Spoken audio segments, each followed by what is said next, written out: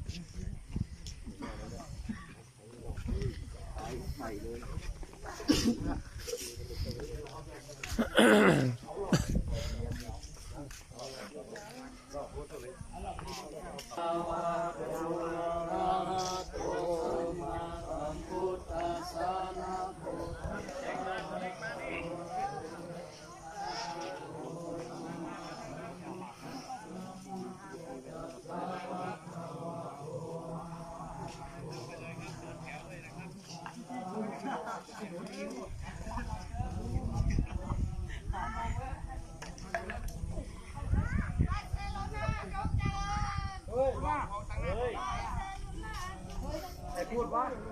โต๊ะปากแตกแม่เรียกนะคุณ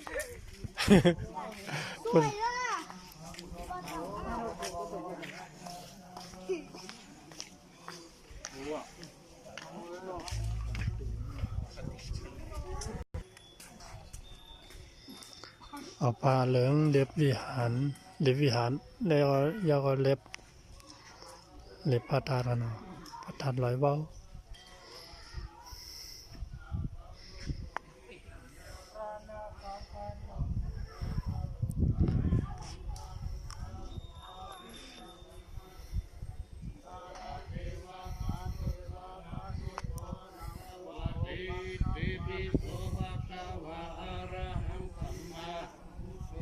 จัจาระนะสัมมันโตสุขโตโลกาวิตุวานุตตโร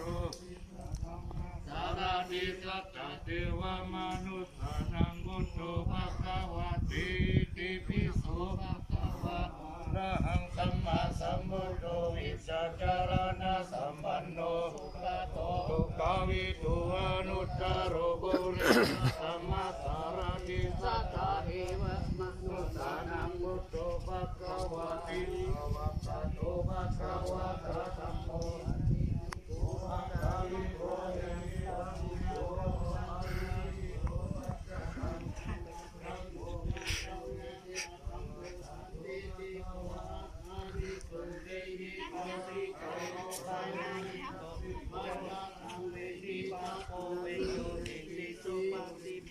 โ